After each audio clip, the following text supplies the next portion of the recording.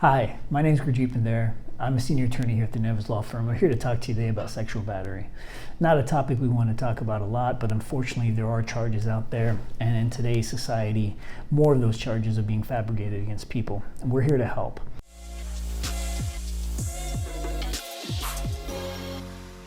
Sexual battery generally is defined in Penal Code 243.4, and it's any person who touches an intimate part of another person while they're restrained against the first person's will for the sexual gratification of the individual doing the act.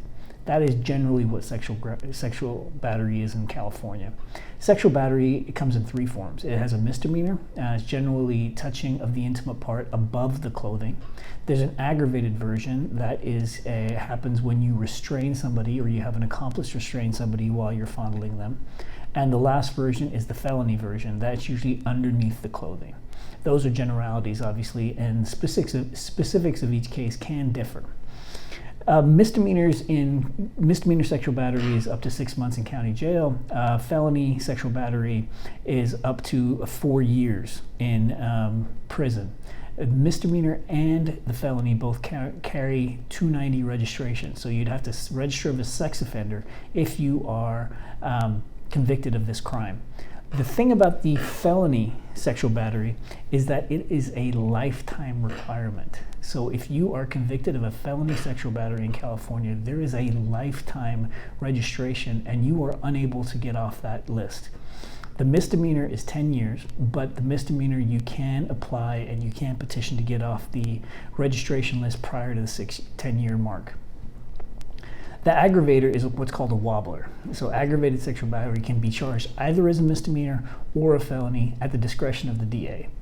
The felony occurs when the individual that is being, the alleged victim is being touched and they think it's done in a fraudulent manner where they think they're being touched for a professional purpose. So for example, a physical therapist, a dentist, a doctor, something like that.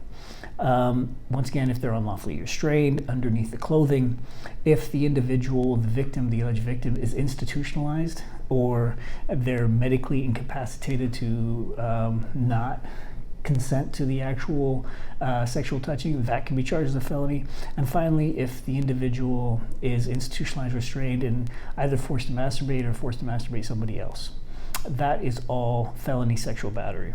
Please call us here at the Nieves Law Firm. We can help you out. These are very serious crimes, and anytime you have a sex offense, especially a felony sex offense that requires a lifetime of registration, it's important that you have the right defense. Here at the Nieves Law Firm, we have the experience and we have the know-how and knowledge to help represent you and best navigate you through these trying times. Thank you.